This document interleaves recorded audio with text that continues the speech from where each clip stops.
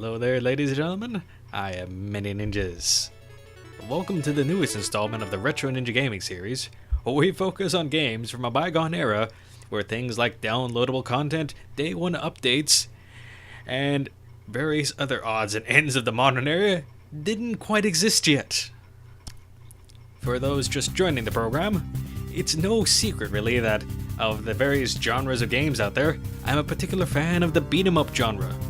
So of course, things like Bare Knuckle series, aka Streets of Rage, the Final Fight series, and so on and so forth, are pretty much my cup of tea. Imagine when I found out that there was going to be a home console port of Capcom's beat-em-up made around Marvel Comics character Punisher. The original arcade title is actually a really fun title, where you could pretty much, it's a two-player adventure that you play as either Frank Castle and Nick Fury, and honestly it was a really nice look based around the franchises that are related. Unfortunately, the Genesis port, I can't say I'm so fond of. Why that might be, since at least you look on the intro here, it looks like a fairly decent recreation of the original title. Unfortunately, once you start really getting into the game, things start falling apart. Let's take a look. So far, everything looks about the same, but that was a really fast jump. You look at the initial gameplay, it's like everything's a little washed out to fit into the Genesis just kind of color palette setup, but so far not too bad. Sure, the pizza's a little washed out, a little more mozzarella than anything else. Once again, color limitations at work. And the enemy colors are just really bland, really. The yellow shirts are mixed in with various tones of gray, which honestly fill in a lot of color palettes for the enemies, for the most part. And Punisher's standing animation is all of 2 frames. And Bruno, oddly enough, has an extra frame of animation he didn't have in the original.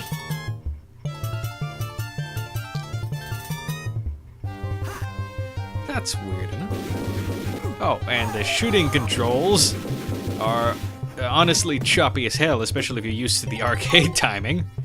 You actually have to space out the buttons a bit in order to get things to shoot properly. Yeah, and actually, just to kind of give you a hint, the controls as a whole are honestly pretty shoddy in this title, especially compared to the original arcade thing. And I can say that not only in the emulated format, which I'm kind of using for recording here, but as well as a live format, the controls honestly are just wonky at best, when they're actually pretty sharp and you're playing the arcade port. And let's see, there's something wrong here. I should be seeing a little more enemy variety than what I'm seeing here. Oh, Shane's there. A lot more of these knife-wielding enemies. At this point, that's not right. The Yan Li I remember was a generic martial arts thug, not a completely generic thug. And on this particular scene, it was a man and a woman running away, not women with all of 2 walking cycles to run away. And exactly how is this scene with Scully supposed to work without his gun? What is he gonna do? Just kind of get what? Oh, ladies and gentlemen, this is how it's supposed to end. Gunshot execution. Speaking of random changes, the Saxon enemy, much like Yan Li, got changed to a generic thug when it was a blonde-haired, blue-eyed enemy beforehand. Same martial arts type foe, though. Okay, what else happened? Wait. Is that? Yeah, that's supposed to be what Mizuki got turned into at this point. They censored her by giving her a full damn uniform. I don't honestly even know if this one was to show less skin or just to save on color count because of a less color-filled uniform. Most of it is honestly just black except for maybe 2 colors used for highlights. And now this game is going to insist that this generic-looking enemy here with a flamethrower is Red Lamp. No. You want to know what Red Lamp looks like? This is what a red lamp is supposed to look like, ladies and gentlemen. Not generic foe number 2 or 3, because you can literally count them in this case. While I'm talking about what's been cut, I have to admit I'm actually kind of impressed they kept the sound effect for whatever the hell it is that Frank Castle says there at reasonable quality. although I don't know what he actually says. Oh, actually, here's another case of just odd changes in the gameplay. The flamethrower in the arcade version comes with 8 shots. Here, you have 4. Alright, what could happen next? Okay, we're on to stage 2 boss, the guard droid. It'll be probably a little color reduced, but then that... What in the blue blazes is that thing? What happened to the guard droid? You know, big, giant green robot with a dome thing on its head. See-through glass case. Not this giant red mutant-looking thing. Actually, another thing they changed here. The background is entirely curtains when beforehand you could used to see an aquarium. But I guess, once again, another thing that got removed because of color subtractions. They just had to fit within the space and the color limit. So okay, this entire section has been bastardized. Okay, let's look at a few more of the changes that were just done for space constraints. See those cars in the background? The one the enemy just got out of? In the original title, and if you could actually get around to going up there and punching the car for a while, it would actually explode, leaving a charred skeleton in the driver's seat. Try that thing in the Genesis version to no avail because now the cars are invincible. Additionally, also later in the stages, sandbags which were used to kind of cordon off the area are also missing. Okay, here's a kind of a palette swap of the original boss. You must be asking yourself, what's different about this one? Well, in the arcade port, he at least had a different head on there and actually had hair. Here, of course, it's been removed due to just sprite constraints. Alright, a generic machine gun. Wait a second. That guy was named Jigsaw. That can't be right. While the later Jigsaw enemy does appear and is pretty much just a head swap of the machine gunner, he doesn't actually show up until like the last stage of the game, and he has his own head there, because noticeably, he's one of Punisher's main villains from this era in the comics. For Bonebreaker's boss fight, all the side enemies have mysteriously disappeared here, making this a fist-only affair. You could originally shoot him in the original version of the boss fight. Alright, the upper body still goes flat. The wrong part of Bonebreaker just blew up. Originally, it was the base that's supposed to blow up. So what the hell happened there? The human upper body explodes while the tank part with all the explosives stays intact. There was a logic fail here, ladies and gentlemen. A definite logic fail. The entire next level, which is the train level, is full of issues for all sorts of reasons.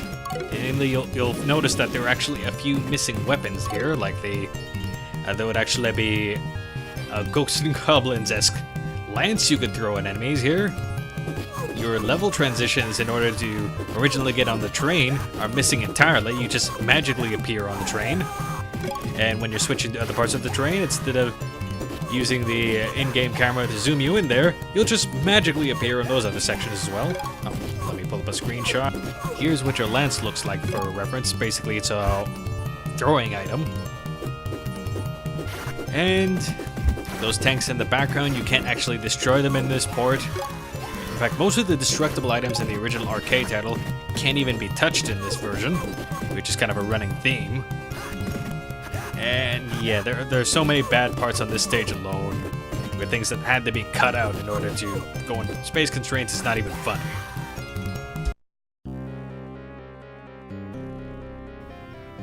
I really admire some of the colorful attempts to keep the original artwork. We have to also note that some things have disappeared. Like here, Punisher is just kind of standing to the side, but in the original cutscene, which I'm about to show the picture of, you can clearly see that Frank has his back turned to the whole enemy setup before they actually come in the door. Subsequently, there are a bunch of cases where individual frames that would have been used for custom scenes would have disappeared. There are a lot less rats to start off this particular scene than there are in the original, and just generally, any of the extra frills that they had from the arcade port, most part had to disappear. Where did that rat even disappear to? I don't even know.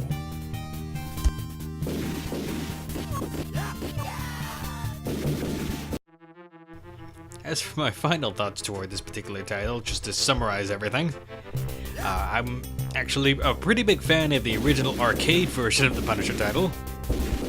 But in terms of how this port went, they just could have not possibly fit everything that they needed to in order to make this a really successful port. You have to fit in the entire arcade title into what was realistically just a 2 megabit space, and in order to make that happen, they had to basically cut corners everywhere.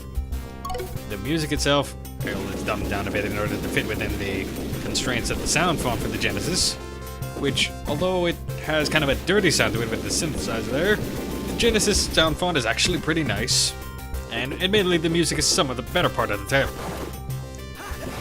Unfortunately, that leaves the whole thing about all the missing frames from the original title that just don't show up here, so you effectively have a lot of choppy animation going on here.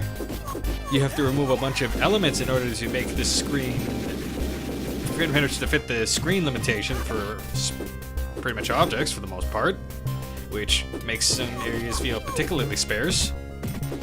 The Genesis port, they just were unable to get a hold of a lot of the screen transitions. There just wasn't enough power in the system, I suppose, which is really unfortunate because those were actually some of the nicer parts of the arcade port. The train level got particularly butchered. In terms of limitations, just to save space on the actual card itself, you have a bunch of these recycled enemies, which get really monotonous to look at. It's kind of unfortunate considering how colorful the original enemies were. Things like the red lamps, which are the kind of anarchist look there, just with their silly ass mohawks and everything here, but here they're just generic guys with hats or do-rags on occasion, which is just no fun there. You have your Inochis, which are just incredibly simplified, either due to censorship, color limitations, or probably a bit of both. Your sub-bosses got simplified. Some of your main enemies, including the later Jigsaw thing off the top of my head, also were simplified in order to fit in within the general space constraints. And then you got things like the guard droid, where I can't honestly tell you, aside from maybe to save some colors, why they dumbed down the design that much and just made it outright ugly. And that's actually a pretty good way to describe this title. Especially if you know the arcade game a lot, it's kind of outright ugly. You got all the wonky frames here and there, missing stuff. You've honestly got what it feels like really loose controls.